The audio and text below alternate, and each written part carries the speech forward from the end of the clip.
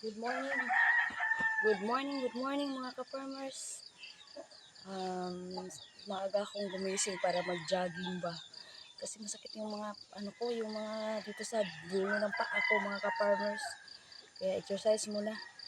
Hindi naman ako na-slim sa siging na bungkal sa lupa ng tani.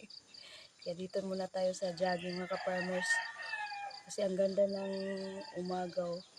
Makikita niyo mga ka-farmers kagaling lang sa ulan no kaninang umaga. Kaya exercise muna tayo.